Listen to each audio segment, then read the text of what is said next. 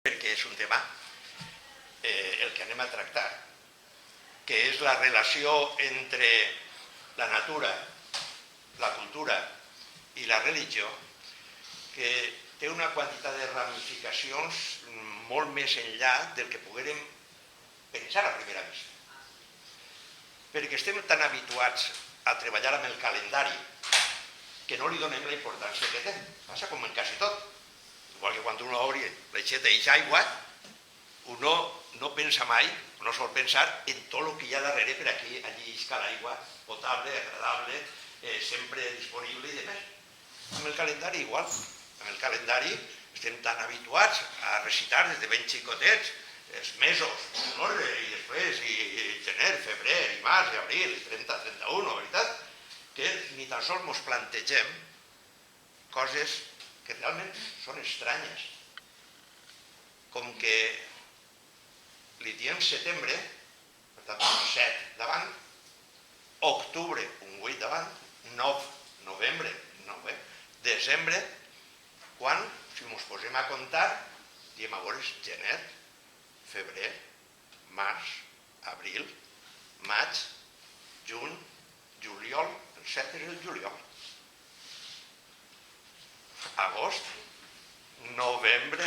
setembre, que és el 9. I quan ho posem en la pissarra, potser al principi del curs, diem, anem a veure, quin mes estem? Anem a fer, i poses el setembre, anem a posar un número, 9, 7 i 9.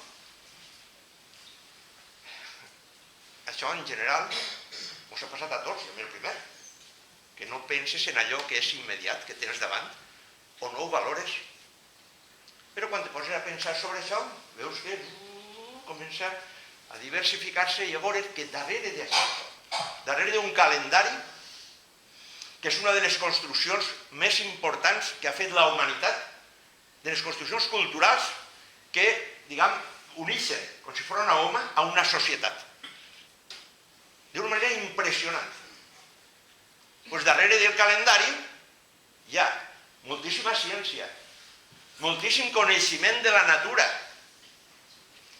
i moltíssima capacitat de fer previsions, de guardar memòria, per tant, uns valors extraordinaris que tenim a la nostra disposició perquè des de ben antic va haver gent que va començar a pensar en com compartimentar el temps, que és la clau. Reconeixereu probablement aquest personatge, Tom Hanks, en la pel·lícula Nàufragos, en el que de les primeres coses que fa és començar a comptar dies. Si no, després com podràs entendre regularitats? I dir, ara és època de pluja, quan tornarà a ser època de pluja? Mireu quina cosa tan fàcil. O quan farà vent, i bufarà el vent des d'aquesta banda o d'aquella per a poder escapar de l'illa. Si no fas calendaris, estàs perdut. No hi ha societat ben estructurada que no hagi fet calendaris. Uns de millors i altres de pitjors. Jo crec que el nostre és el millor dels millors. Ara veràs. I no per una cosa, diguem, antropocèntrica, el meu, no, perquè és que funciona molt rebé. S'acopla molt rebé, se modifica molt rebé i ajusta les estacions amb el calendari, cosa que altres calendaris, boníssims també, en altres aspectes no fan. El calendari musulmà mateixa no hi ha manera de saber en quina estació caurà el Ramadà. I unes voltes te caurà en hivern i altres te caurà en estiu. El nostre no, el nostre sabem sempre que la primavera començarà quan les flors comencen a... majoritàriament. És un calendari fantàstic. I què permet un calendari? Un calendari per fer compartimentar el temps, com he comentat, poder fer previsions i guardar memòria. El que dona peu a una societat, si no, a una civilització, si no vas de cap, sempre darrere dels animals que passen per allí tu darrere, perquè no saps ni quan van a passar. Ha hagut fonamentalment dues maneres de fer un calendari, fixant-se en la lluna o fixant-se en el sol. Estan els calendaris lunars, en el que tu el que fixes és en que cada 29 dies se torna a repetir el cicle i vas veient com una bola enorme allà davant, això com s'aguanta aquí, però ahí està. Va fent-se aparentment més xicoteta, desapareix, torna a fer-se com més gran, omple i torna a fer-se. Altra és fixar-se en el sol, que tots els dies canvia de posició des d'on ix fins on es pon. Però això sí, tots els dies puja i baixa. Estic parlant des de la nostra perspectiva d'aquí, de la Terra. Evidentment ja sabem que és la Terra la que... Però en fi, per a una persona que començarà en el món, una societat que volguera estructurar-se, que es fixa en el sol o en la lluna. El sol costa molt d'organitzar, el que és els 365 dies són molts dies, 29 dies d'una lluna és més fàcil, els primers calendaris lunars. El que passa és que no acoblaven en les estacions. El solar sí, però costa moltíssim i s'ha de fer, de tindre molts matemàtics, molts astrònoms, molta gent que pren mesures durant dècades, durant segles i a voltes durant mil·lennis per a aclarir un bon calendari solar. Però allà tenim els dos models.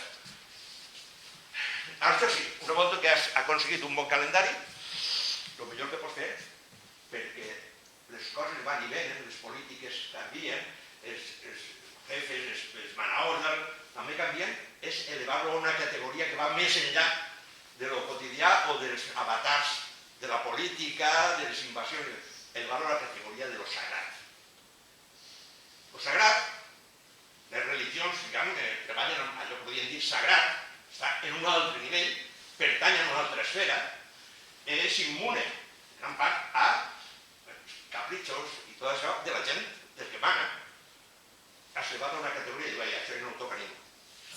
Entre les religions fixen els calendaris que funcionen, com moltes pautes dietètiques, com moltes pautes de comportament.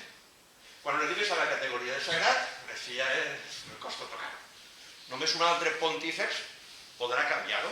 El nostre calendari julià, que funcionava bastant bé, el romà, va tenir categoria que va durar moltíssim, que Juli César, que era el pontífex màxim.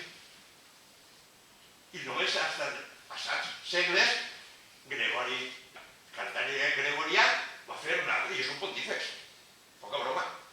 Això no pot canviar el qualsevol. Ha de ser algú que el situa allà. Categoria de lo sagrat. Per tant, moltes voltes les festes i demés és una manera de sacralitzar, de dir, té que veure amb el món, el més allà, en el sentit, per damunt. Només deixa la festa, moltes voltes, el que és, alerta, anem a marcar una pausa en el normal desenvolupament dels dies i aquest seria, farem festa gran. I direm el que vulguem, però direm que correspon a l'altre món. I des d'allí manen. I des d'allí obeïm. I gràcies a això, a que obeïm aquests manaments, ens articulem com a societat. I sabem, per exemple, quan hem de fer Santa Marta. O què? Cada any canviat? Doncs té sentit. I ens articulem, quan anem junts, i diem visca Santa Marta. Fa societat. Un calendari fa societat. D'una manera tremendament potent. El nostre calendari habitual ara és, curiosament, és el resum de molts altres calendaris. El nostre calendari realment són 3 calendaris, que tenim superposats. No ho sabem, però estan superposats. I ara anem a entrar, estem ja en una època de calendari superposat de festes variables. Veritat que tots els anys no cau igual el dijous sant, ni la Pasqua, ni el dimecres de Cendra, no cau el mateix dia. Mentre que Nadal sempre és el 25 de desembre. Mentre que la Candelària és el 2 de febrer. Hi ha dates fixes i unes altres variables. Ara estem en unes que ballen. Això per què? Perquè tenim com a mínim 2 calendaris de